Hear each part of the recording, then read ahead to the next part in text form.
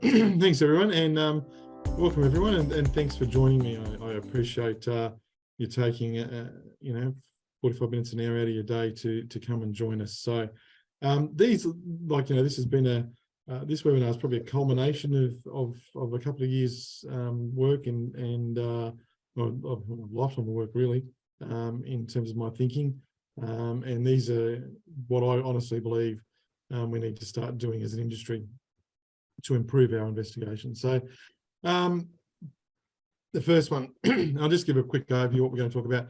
The first one is that we've got to change the objective from investigating investigations to one of learning and understanding and managing risk as being our objective from an investigation. So that's number one. Second tip is changing how we decide what we choose to investigate and then how we investigate it. So that's at varying levels of methodology we all have in our organisations, and actually looking at different ways of doing that. And we'll talk about that. Probably the most important thing for me is including the discovery of normal working investigations. We're involved in a lot of investigations. We review a lot of investigations, and we consistently see that the main reason we don't actually improve anything is because we haven't gathered the right information. So we've got to do much better at that. We've got to push the boundaries with actions. We're going to talk about that, and you'll know what I'm talking about when we get to that stage. How many admin actions can we really do? How many toolbox talks really do we have to put out there before we realise they're not making a difference? And the last one is probably where the rubber really hits the road, and that's actually creating the pull for change from our leaders. So, getting leaders to spend and open their wallets and allocate the resources needed for change. So that's what we're looking at. That's what we're going to talk about today. Those are my top 5 tips. So if that's what you tuned into for, you're done. You can go. But if you're interested in learning a bit more about it, we'll unpack each of those. So the first one is why we investigate at all. So, an event occurs, and as an organisation, we then have a decision to decide about what we do with that event. We don't have to investigate it at all. We don't have to do anything. We can just, look after if it's someone's injured, look after the injured. We can repair the damage. We can repair the harm. But we've got to decide what's the objective here of investigation. And traditionally, our objections have been to prevent recurrence. I've written it in procedures. I've written it in systems. I've taught it. I've trained it. I've been involved in it, and prevent recurrence. My question to the group is this: how's that working out for us? You're probably, you're probably all, nodding your heads and going, not well, Mark, not well. We aren't preventing recurrence of anything. There'll be the occasional outlier, so please, don't attack me too hard. But yeah, in general, we don't prevent recurrence. Not a bad aspiration, but actually ultimately largely unattainable. And the reason it's largely unattainable is quite simple when we actually think about it. We put 2 and 2 together. To prevent recurrence, prevent an incident happening again, we would actually, to guarantee it doesn't happen again, that's what prevent means, it doesn't happen again, we would actually have to eliminate some part of the risk. So if we were to prevent recurrence of incidents involving forklifts, we would have to eliminate the use of forklifts. If we wanted to eliminate knife injuries, we would have to prevent the recurrence of a knife injury. We'd have to eliminate the use of knives. And sometimes that's possible, but most of the time, these elimination actions are unicorns, very rare and very unlikely. And what that does, though, it puts us in this very linear space about really just caring about the event itself. So that's the behaviour it drives. So we know systems drive behaviour, right? So we know that if our system says you must try and, identify this root cause so we can prevent reoccurrence. We can put an action in place to prevent reoccurrence. Well, we rarely ever get actions that prevent reoccurrence because most of our actions are administrative. And all we ever do is focus on this root cause of an event, which is typically very linear and doesn't really broaden the risk. We're not really understanding the true nature of the risk. So some time ago, we decided at Investigations differently that our objective isn't going to be to prevent reoccurrence. Our objective is going to be learn and improve. And by improve, we mean reduce risk.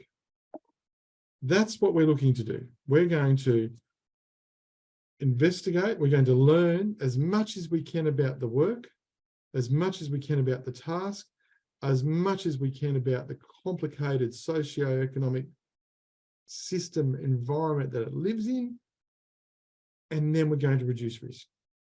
We're going to identify those issues. So that's our aim, because reducing risk should always be one of the key objectives for any person involved in health and safety, because that's our goal, right? Eliminate or to reduce risk as so far as reasonably practical. That's our whole end objective. And how we achieve that, we can do in any number of ways. So my first point, remove prevent reoccurrence and move to one of learning and improving, because you can't manage what you don't understand. Managers can't manage risks that they don't know about and don't understand. And that's what we need to do. That's what we need to do. The next point we're going to talk about is how we choose to investigate. And so a little story here. I was working with some clients a while ago, and this incident occurred. So someone was walking up ladders of a truck. It wasn't that particular truck, but they were walking up ladders of the truck. They fell to the ground, and they got and they had sustained arm and leg fractures, fairly serious. A different operator was walking along a platform, very similar to this one here. Nothing on the ground, wasn't wet, wasn't raining, no issues, wearing appropriate PPE, the boots were fine, done up. They basically tripped over their own feet and they fell to the ground and they sustained wrist and rib fractures. The problem is now both of those resulted in what we call recordable injuries. One was lost time. Somehow the other one was medically treated. That's half the problem, right? Right there, which meant that both of those for that organisation required an ICAM. How much is there to learn? Like, I think the one on the one on the left with the truck ladder and the handrail failing, there, I reckon there'd be a lot to learn there. The operator is just walking on and trips over their feet. Not a lot to learn. And in fact, in that investigation, I was sitting in the review and they were discussing about the outcome, putting posters out at their sites saying, watch where you walk. If I was an operator of that site, that poster literally wouldn't have even registered in my consciousness. And if I had seen it, my thoughts about the person that wrote that poster or developed that poster, not very gentlemanly like. I can tell you that, not very gentlemanly like at all. So we're stuck in this, driven by how we investigate that methodology, whether we do minor investigation, medium investigation, high investigation, or whatever mix your organisation does. We're stuck with this sort of approach about where we choose it. And the first one is on this. The first approach we use is on an actual consequence base. So if it was a first aid, medical treatment, restricted work, lost time, fatal, fatality, that determines what level we come in at with our investigation. The problem with that is, and I'll just throw it all up, is that these definitions, often written by organisations themselves, and heaven forbid you're subject to an organisation that follows OSHA, because we know how lovely that whole system is with OSHA. It tends to drive this approach that the classification's more important than patient care. You know, we've all seen those things, and we've probably experienced it ourselves. where, you know, we've got people in hospital and we're asking them to review procedures, or they've got a broken leg in the office, broken arm in the office or whatever, and they're out in the field, they're a field worker, they might have very low computer skills because that's not what they're into and not their job, but we're asking them to sit there for a week or two and review procedures just so we don't get a stat. The statistical manipulation is mind-boggling. The organisations quite often write their own definitions for those in the column on the left there, and then we play with it. My favourite one is prescription medication. If we give them like Voltaren's a classic example, right? We give someone 25 milligrams of Voltaren to take, not a medical treatment. If we give them 50 milligrams, medical treatment, it's medical treatments because it's prescription medicine. Therefore, hey doc, we'll just get him the 25s and he can take 2. Case, we've fixed it, right? It drives underreporting, because people don't want to lose bonuses or any of these other stupid reward systems we've got out there for injury frequency rates. And worst of all, we end up with poorly based safety interventions. So, we end up putting actions in place that actually won't solve anything. And the case in point I just mentioned there before about posters up on the wall saying "watch where you walk." Like that's not going to help.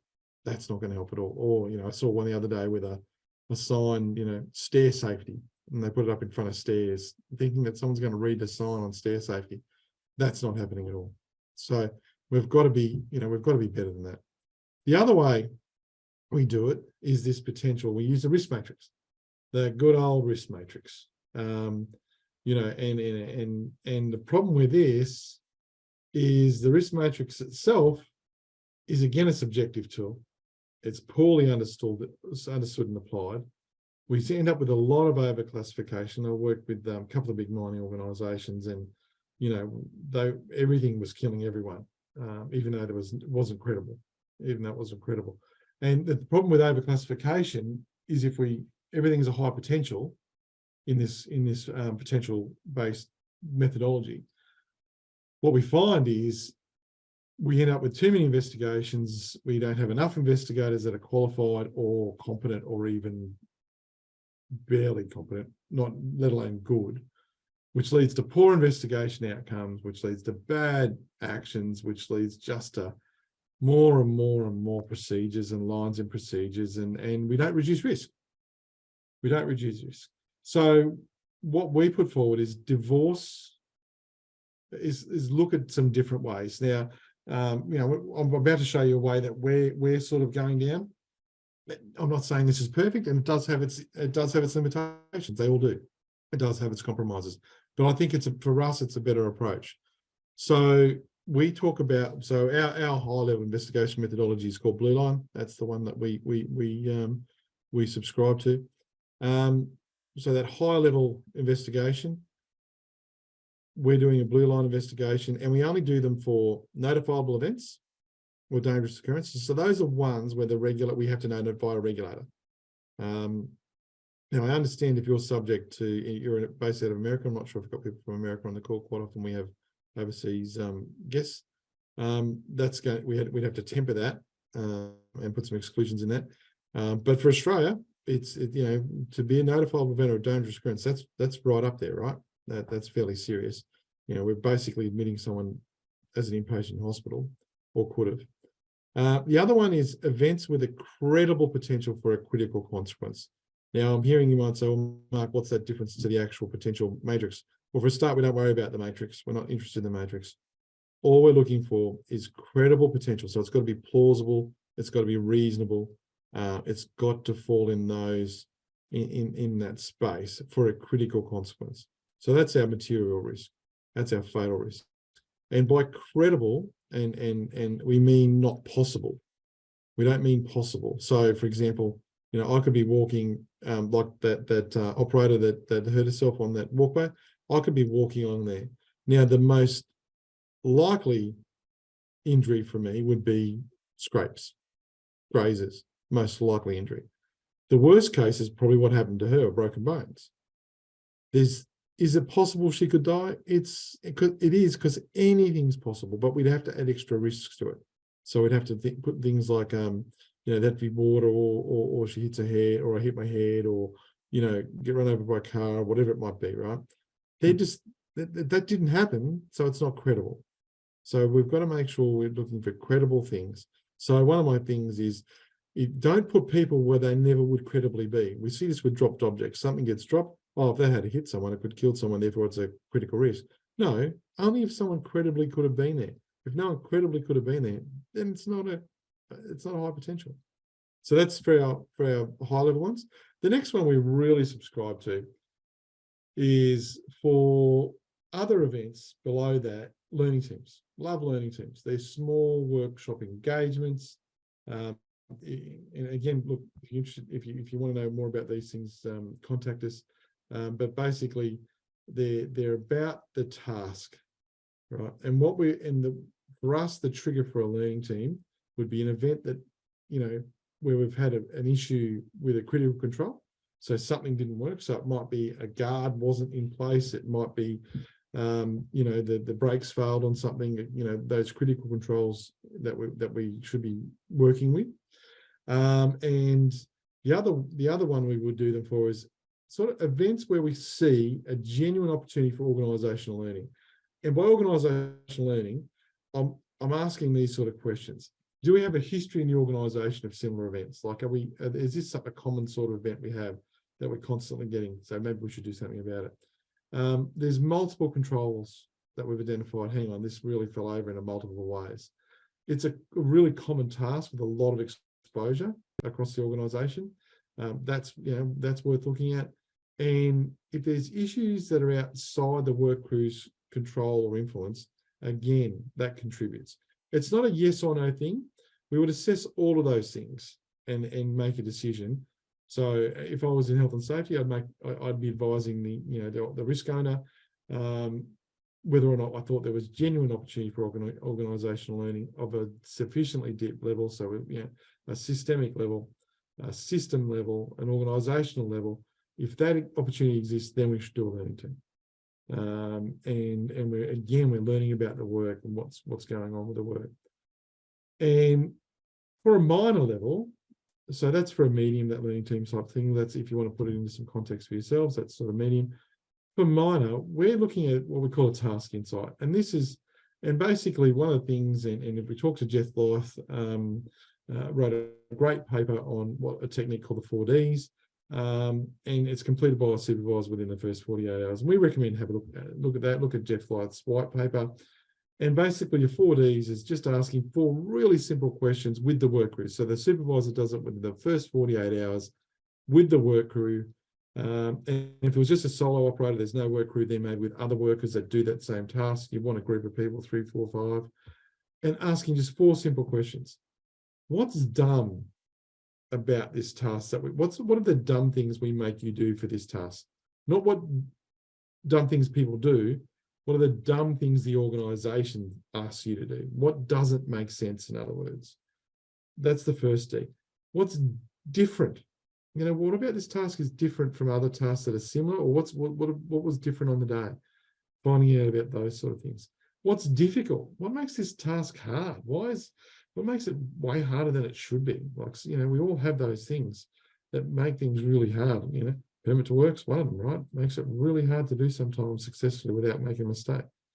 And lastly, probably the obvious one is what's dangerous, right? What's dangerous about this task? And that's just completed within the first 48 hours, and the work crew comes up with some actions or controls that are in their sphere of control, or perhaps even their influence, and they push them up. So that's the way we're leaning with our clients about how to investigate, how to choose what the investigation methodology, and these are the investigation methodologies we're looking at strongly. So LPP for those is legal professionally privileged. Look, at the end of the day, don't even bother having, you can have a format for your site that you like. The blue line's fine if you want to use that, or whatever other high level investigation methodology you use. but typically that methodology should be determined by the instructing council, and there should be very narrow scopes, and it should be just for the purpose that they use to then provide instructions to clients. And that's how we maintain the professional privilege. If we don't, and it's used other ways, well, we lose the legal professional privilege anyway. So I'm always very careful with legal professional privilege investigations and making sure we set the boundaries and only deliver what the solicitors need us to deliver and nothing more. And so just in that, in terms of legal professional privilege investigations conducted under there, typically what they're designed to provide advice, their objective is for the instructors to, instructing solicitor or counsel to review and then provide advice to the client. That is their purpose. Our purpose for other investigations is to learn and reduce risk. So they're two different purposes. So they should have two different roles.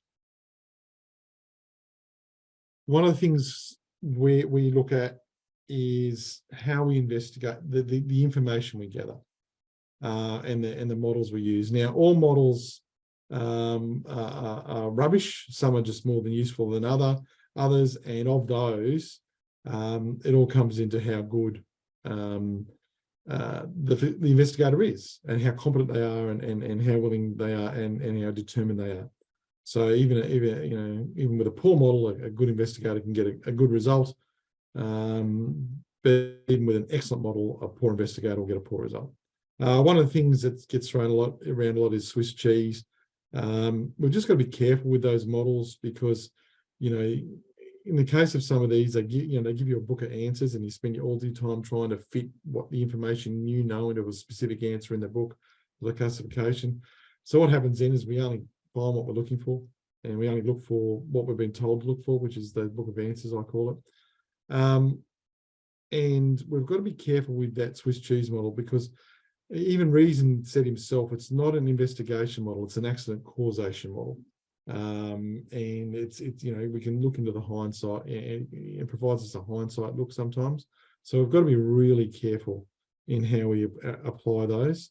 And because it focuses very much on the event itself and not discovering the other stuff. And we end up with this, and look, I'm sure a lot of you have seen these sort of root causes, and I call them root causes in inverted brackets.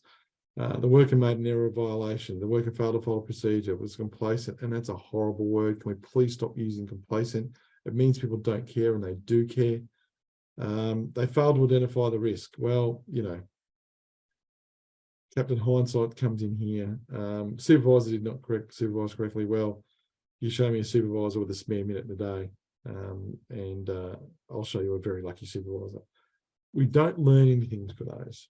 We know if someone gets injured or someone damages something at work or has some other issue, be it environment, whatever it might be, of course they've made a mistake, right? Of course. That doesn't teach us anything. No procedure says do step 1, do this, step 2, do this, step 3, do this, step 4, do this, step 5, hurt yourself.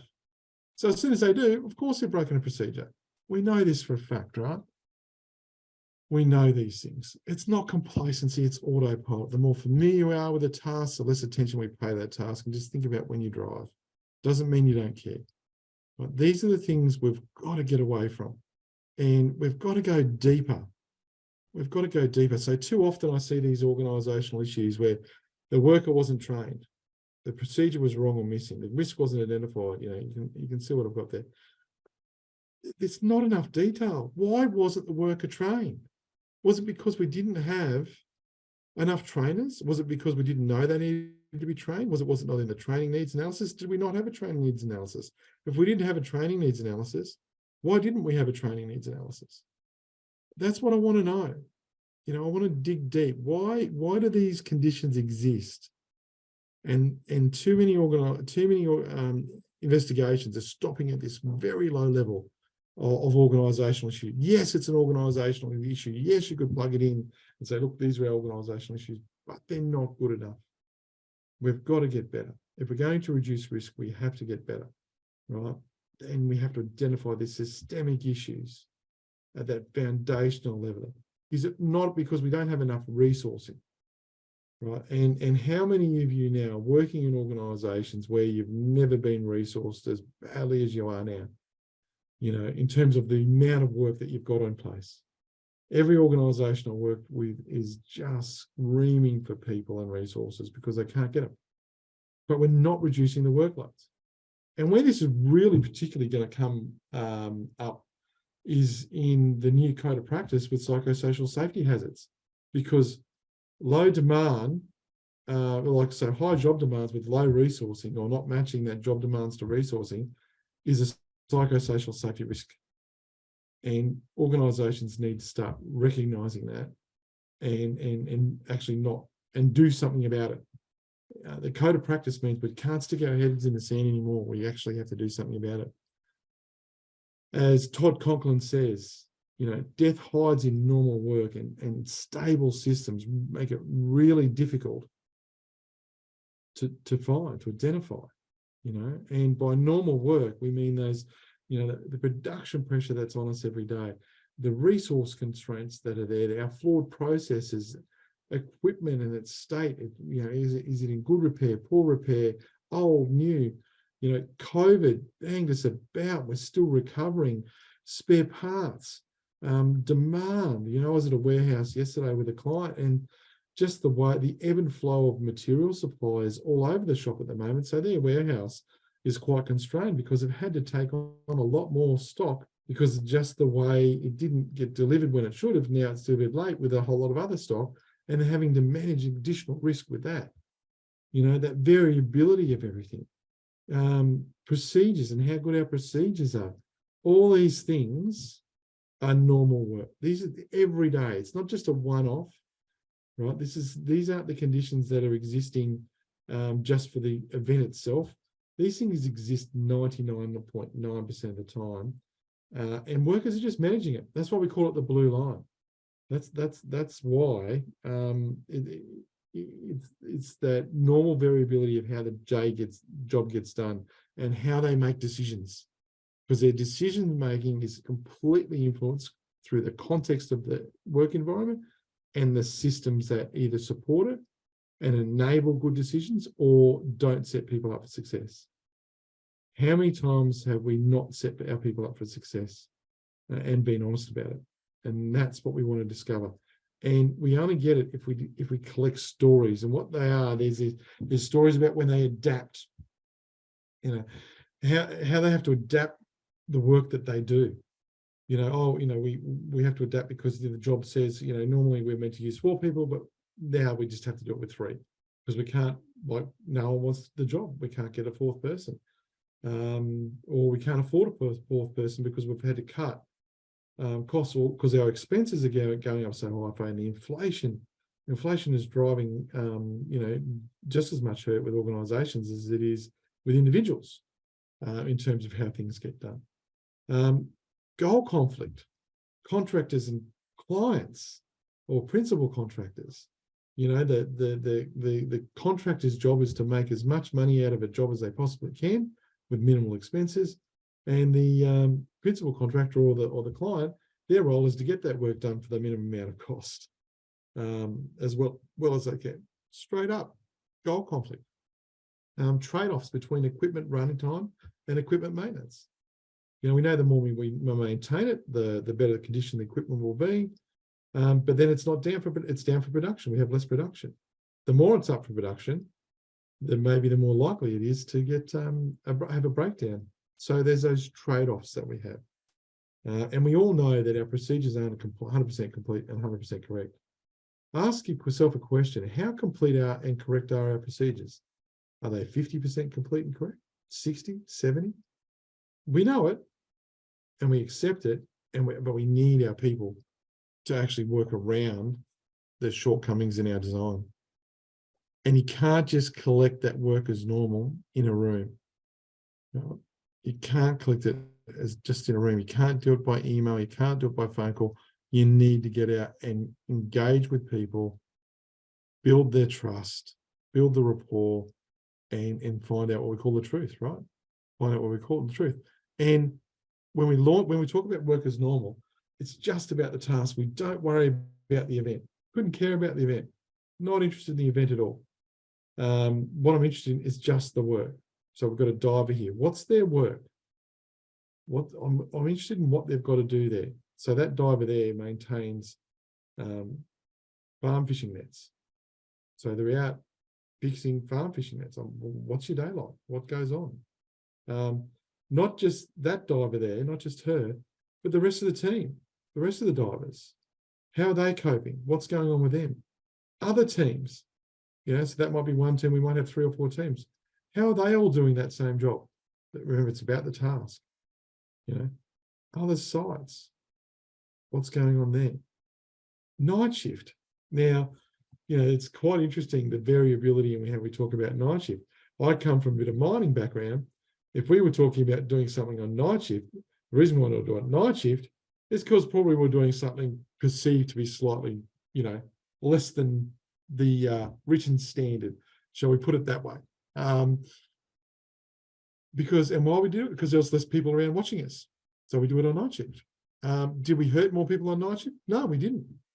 In fact, we got more work done on night shift, which tells us something about all the constraints we put on our people on day shift and how constrained they feel a bit with their work. It's those things. It's the messy story of the task, and we're asking, and we've got to ask the right questions, because to gain that, we've got to ask the right questions. This is a quote from Andrea Baker. If we view the worker as the problem, all of our questions are really going to be about the worker. What's your training? What's your experience? Did you do a take 5? Did you follow the procedure? Are you licensed? Were you fatigued? Were you distracted? Were you playing on your mobile phone? Though, if those are our questions, our solutions are always going to be about the worker. Retrain, discipline, those sort of questions, those sort of solutions, which means we're not reducing risk. We're not affecting the probability of other people getting hurt. We've done nothing except, the old blame and retrain. And we've got to get off that roundabout. So we've got to ask the right questions. So it even starts there. How we ask our questions. We've got to shift our thinking from who failed to what failed. Hold the mirror up to the organisation about normal work. What's driving it? And I use these things called generative questions. We ask these ones in wonderment and curiosity, right? We really have to be genuinely curious, because at the end of the day, we're trying to create change. They've got to be without bias and judgment, right? So, yes, I might have done that job once upon a time, or I might have even done 2 weeks ago. But I can't use that bias or judgment or knowledge. That's not how we get what's going on, right? How work actually happens. You talk to any supervisor, you ask, did your day go today how you planned? And if they're just doing normal stuff, their normal day, it never goes how they anticipate in the morning. They get some stuff done, but it's always going to be interrupted by other stuff. Tell me stories. So don't ask, tell me a story. Don't start. We can ask an open question. How does work go? Really well, and they'll give us a general answer. No, tell me a story about the last time this task went really well. Tell me a story about when you were doing this job, something was out of your control. What did you do? How did you cope? What was the result? Tell me a story when you were doing this job about the last time when you had to adapt and change how you did the job. You made a mistake, or someone got hurt or nearly got hurt doing it. Tell me a story, because the stories are the real data, because these are evidence of things that have happened, right? So this is information of real risk, because these are things that happen all the time. And if you ask the right questions, you're going to get some amazing answers, and guarantee you some of them will curl your toes, because you just didn't know it, and you can't manage what you don't know. So normal work is so vital. So vital is normal work. So tell me a story, tell me a story, tell me a story. Once we've got that, and it doesn't matter how, I don't care what investigation model you use, how you plug it in, the analysis you do, that normal work stories will really help you identify the systemic issues. Once we've got them, now we've got to fix stuff. Now we've got to fix it. What are we doing with it? And too often we see this sort of stuff. The worker will be disciplined. The worker will be retrained. A new toolbox will be developed and rolled out to everyone, right? Put the information in the induction, right? That's the stuff we see. And I bet you're all nodding your heads. Oh, yeah. I did an investigation yesterday and this was in it. Right. Horrible actions, do nothing to reduce risk. Discipline should never be in an action report for a start. If we're down that far, the employee should have been performance managed ages before we're talking in here. Retraining. Oh, the amount of retraining actions I see, all that does is punish people involved, including the poor trainer. We only retrain people if the investigation shows there was a problem of understanding what they'd been taught. And then even then, what's the point of retraining if they didn't understand it the first time exactly the same way? Maybe we have to address why they didn't onboard that knowledge to start with, right? Only retrain someone if there was a knowledge breakdown, not an application of knowledge breakdown. That's not evidence of lack of understanding or knowledge. That's just a lack of application. That's completely different. Toolbox talks are one of the most overused, overrated action that I see in investigations. Probably my number one. They don't reduce risk. They're not sustainable. Now, I'm not saying toolbox talks don't do something, but they don't reduce risk. Yes, we should be communicating information to our workforce, but not as a result of an investigation, because they're not, and certainly not the only action, because how many times have you run one out and not everyone was there? What happens if you run one out and you have the whole workforce there, Friday, everyone was there. Guess what happens on Tuesday? We have a new hire. How do they find out about it? How do they find it? And how much can you put in an induction, before people can't read it? I mean, I've worked for organisations with 5-day inductions. I can guarantee you 90% of that stuff went in and went out for most people, probably including myself. We've got to get away from these because they don't improve anything. They don't improve anything at all. We've got to ask for more. We've got to get to a stage where we create distance between the hazard and how the work is normally done. We've got to look at those higher level controls, providing, better equipment, automation, and then other higher level controls, and even in the admin space, like better planning and scheduling, those sorts of things. We need to create enough distance so if there is drift, if there is some deviation, we don't engage with the risk. We've got some protection. We've got some depth. Right. One of the things I see is we put goal-based. So one of the things we recommend is goal-based recommendations. Too often I see too complex actions in actions that then go into action tracking systems. They sit there for months, if sometimes a couple of years. I've seen them even longer, 2 or 3 years, because they're too complex. When we have a systemic issue, and an example here is the training system's no good. It doesn't provide trained and competent workers. Our goal-based recommendation would be to implement a training system that provides trained and competent workers. Now, that doesn't live in a standard tracking system, right? So that's a goal-based recommendation. So we want a training system that meets this standard. We want it to achieve this. It then would go to the training manager for them to work out how best to achieve that goal-based recommendation. And our advice is it gets removed it gets put in their strategic plan for their department, their division, their business unit, whatever it is, and then it gets closed out of the action tracking system, and it's tracked by the senior leaders as part of their performance management of the implementation of their strategic plans. It just makes things a bit easier. And also, when we look at those goal-based recommendations, one like this is going to take resources, consultation, change management, leadership commitment. That's not something we can wrap up in 2 or 3, in a sentence or two about how that works. That requires a detailed plan and resourcing. So that happens at a strategic level. We need to make sure that we do that.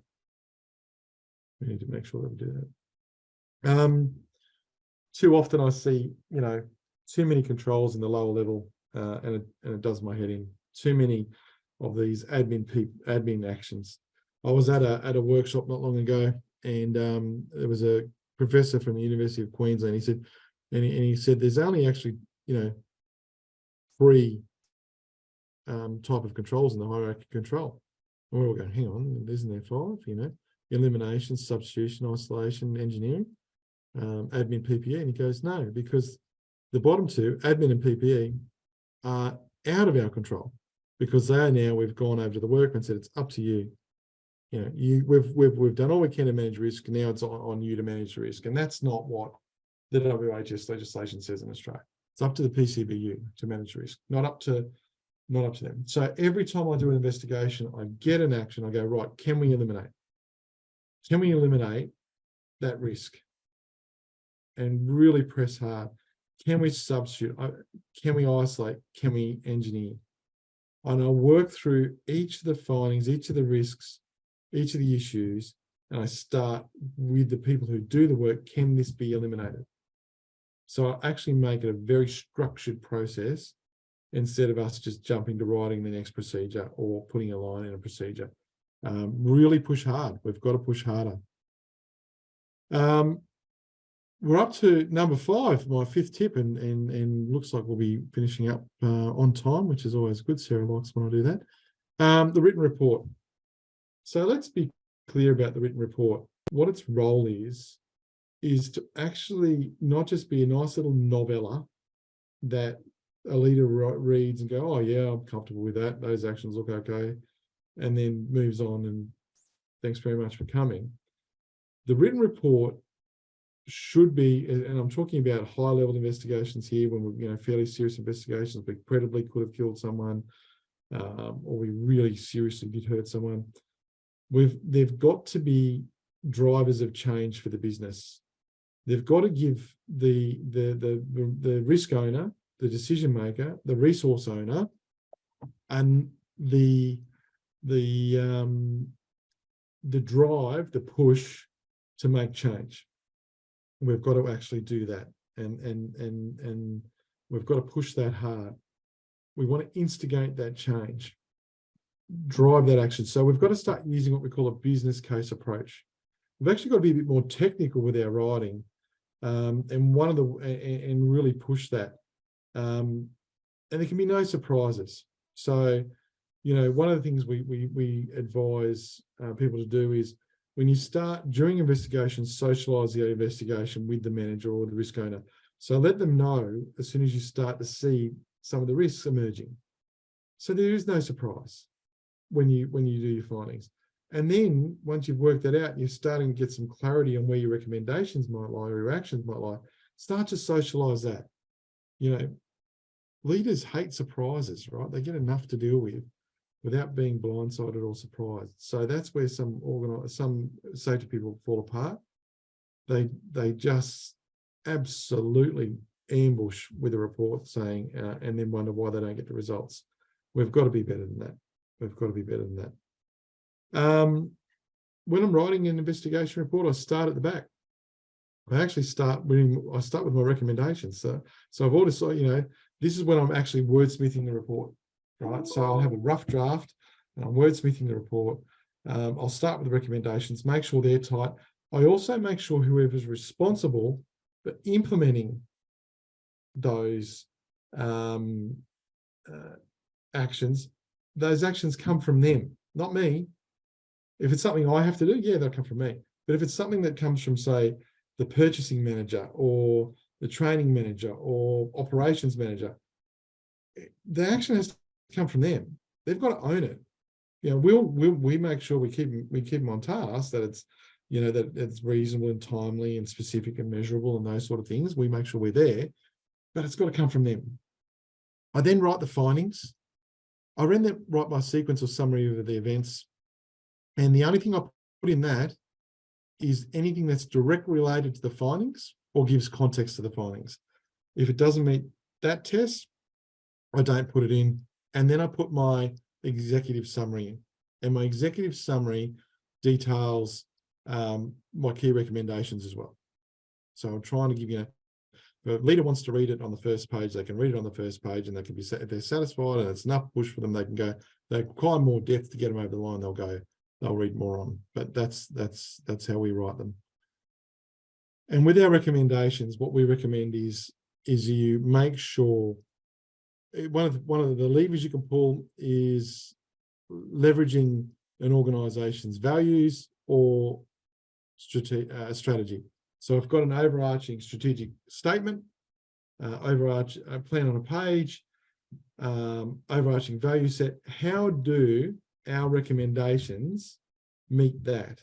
So I would give the recommendation, and I would say, by implementing this recommendation, blah blah blah, we will help the organisation achieve strategy 1, 2, 3, or 4, whatever it might be. So really align your recommendations to the organisation's strategy, and that's the value add. That's the value add that we talk about. At the end of the day, what we need to do with any of the reports, with our actions, is clearly demonstrate to the owner of the risk, you know, be it the CEO or if they've delegated that down, the level of the risk they accept for the controls they decide to implement or not implement. And I don't have time in this session today, but we'll probably do another session at some stage. But we really need to get a really good understanding of the actual concept as so far as reasonably practical. It's not subjective, it's a quantitative test. And with that, we're talking about using things like grossly disproportionate and metrics around that and statistical value of life. Those are the key things we need to do. And that demonstrates the risk.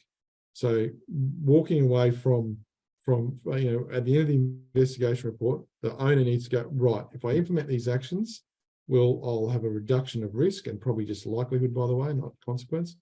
If I don't implement this, then I'm going to tolerate that risk, and I'll make a decision whether I tolerate that risk or not tolerate that risk. And look, I put this in pretty much just about everything I roll out. Be more interested in what's happening out there and not what's happening with the paperwork, because that really doesn't matter. The paperwork doesn't care. Any questions, please open it up. Sarah, I'll let you handle that. This is me.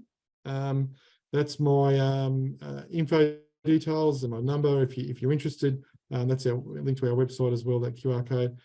Please, make contact, and we'd be happy to chat more. That's all us, and thanks for listening. And if anyone's got any questions, I'll be happy to chat. Thank you, Mark. I did just put a link to the webinar next week, which is also quite an interesting topic, in the chat there. So the first question is from Crystal, and she says, in place of a toolbox, what recommendation would you make? I have a government department who asks for this for every event we report. I agree it doesn't fix or add value to the learning from the event. Crystal, if that's the only action, then I wouldn't give them an action. Look, when you're a contractor, sometimes you've got to play the game, right? And if you don't have that, you know, if we can't push back on them and try and educate them, which is what my first port of call, if I can educate, look, that toolbox is not going to do anything, then I try and educate them. Look, at some stages, as a contractor, either for a government department or a private client, sometimes you just have to eat the sandwich, so to speak. But I put the amount of effort into it that it deserves, which is barely any, and I tick the box. What I look for, though, is to explain that, hang on, if I've got higher level recommendations, the toolboxes are necessary because we've substituted engineering. We don't need this because we've already engineered the risk out. Then that should be justification for not putting a toolbox in. But I feel your pain. I feel your pain, Christian. I feel your pain. Okay, so I have a question for you, Mark. You mentioned something earlier about 4Ds and a white paper. Do you think we can find that to share in the email?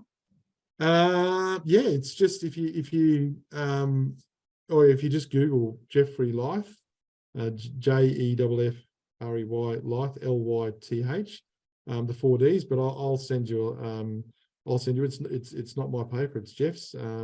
Yeah, we should be able to find that white paper, and people should be able to find it fairly easily on Google. Yeah, I'll have a look. All right, so yeah, we don't have any more questions, but yeah, it was a really good turnout. So we will send out this link, podcast, YouTube later today. Awesome. So thanks, Mark. That was No really worries. interesting. No worries. And we look forward to another one on that for the topic you mentioned later on in the year. Yeah, I think we'll be doing one a little bit later on psychosocial safety risks. Oh yeah. All right. Thanks a lot. Thanks everyone for coming. Bye. Bye.